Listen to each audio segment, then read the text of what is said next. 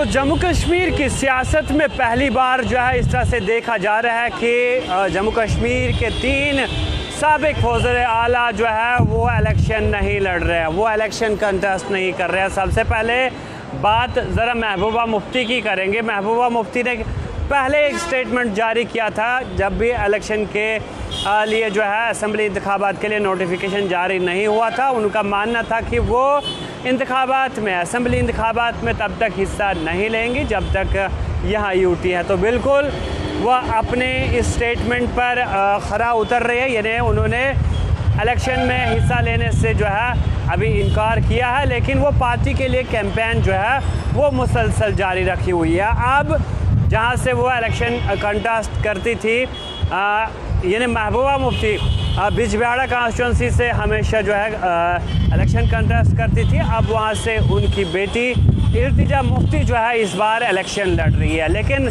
मैं आपको बता दूं कि साथ ही साथ ज़रा बात जो है उमर अब्दुल्ला की करते हैं।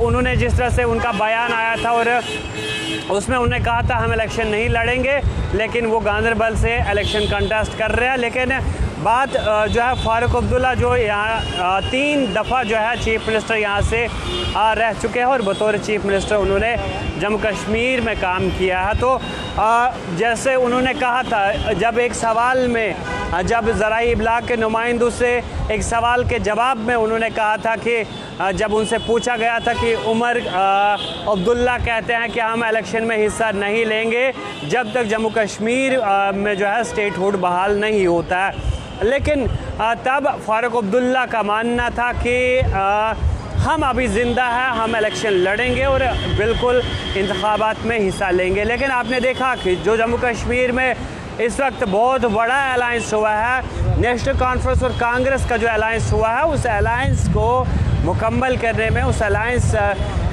में यानी पार्टीज़ के बीच, लीडरान के बीच बातचीत करने में फ़ारूक अब्दुल्ला का कलीदी रोल जो है वो रहा है। तो फिर उसके बाद ज़रा बात हम गुलाम नबी आज़ाद की करते हैं। तो गुलाम नबी आज़ाद आपने देखा कि उनका मानना था कि उनकी सेहत, इनकी तबीयत जो है वो नासाज है।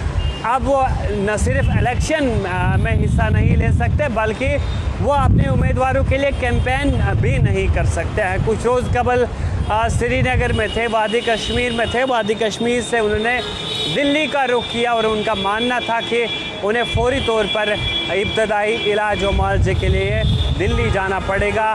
एम्स में उनका इलाज हुआ और कहीं ना कहीं उन्हें रेस्ट करने की ज़रूरत है, क्योंकि उनके जो है ना चेस्ट पैन या चेस्ट डिजीज़ में वो मुब्तला है। तो लेकिन मैं आपको बता दूं कि जम्मू कश्मीर की सियासत में इस तरह से पहली बार देखा जा रहा है कि 3 जो है फार्मर चीफ मिनिस्टर्स है, यानी फ़ारूक अब्दुल्ला की बात करें, महबूबा मुफ्ती की बात करें या फिर गुलाम नबी आज़ाद की बात करें, तो ये 3 चीफ मिनिस्टर जो है वो इलेक्शन नहीं लड़ रहे हैं। और इन्होंने बिल्कुल, मैं आपको बता दूं कि जैसे महबूबा ने इल्तिजा के लिए सीट छोड़ दी है, वहीं हम फ़ारूक अब्दुल्ला की बात करें तो उन्होंने बिल्कुल उमर अब्दुल्ला के लिए सीट छोड़ दी है। लेकिन KNO के मुताबिक एक न्यूज़ एजेंसी ने जब खबर की तो उसमें जिस तरह से आपने महबूबा का बयान भी सुना कि उन्होंने कहा कि जो नेशनल कॉन्फ्रेंस और कांग्रेस का अलायंस है, ये for the sake of power है, ये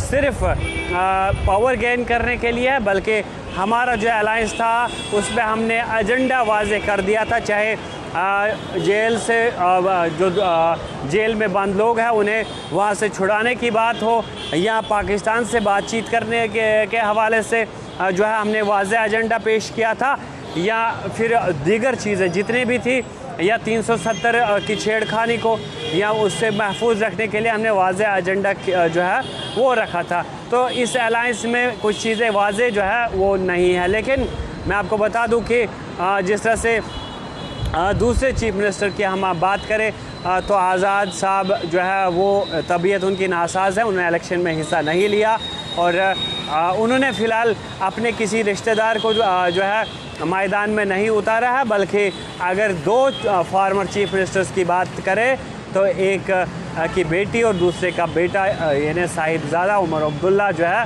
वो बिल्कुल मैदान में है और इलेक्शन में जो है वो हिस्सा ले रहे हैं। तो फ़िलहाल बड़ी खबर के साथ मुझे दीजिए इजाज़त। आप रखिए अपना ख्याल। अल्लाह निगहबान।